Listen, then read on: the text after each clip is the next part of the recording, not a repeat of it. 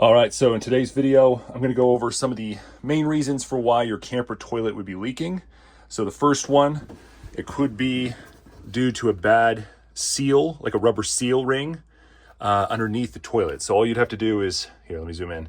All you'd have to do is just remove the bolts on both sides and lift the toilet up, put in the new black ring, re-secure it, and then that should fix that problem. If it's still leaking, another thing you can do is check this here. Sometimes this PEX line, where the water comes from, when it's going into the valve, sometimes it's a plastic fitting. These go bad once in a while.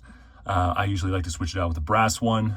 You can buy that on Amazon, and then just re-crimp it. Now, also this connection from the toilet, that also might have a bad connection. I have a zip tie on it right now. Eventually I'm gonna be putting a crimp ring on it, but it seems to be working fine.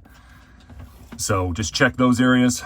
And then also another thing that could be potentially the issue is the camper toilet valve. And I'll give you a better idea of what it looks like. This is what it looks like. Basically, you have the hose go into this and this, and once in a while, these pieces just go bad. So I think it was like 20 bucks on Amazon. Pretty simple to swap out as long as you have the right tools.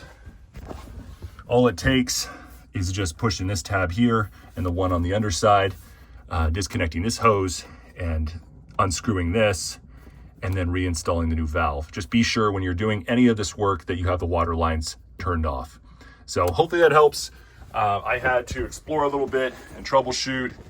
And also another way to identify what's causing the problem is if you apply pressure to the pedal and then also check the valve. I usually like to put my finger just in this area, see if the water is coming out of the valve. Put your finger, underneath the PEX line, see if it's near the crimp ring. Put your finger like in this area. And if you start to notice, some moisture, that helps you target where the issue is. So don't buy like a ridiculous amount of accessories and, replace everything. Just try to identify where the leak is and just swap out that one piece. That way you can save some money. Anyway, hopefully this helps.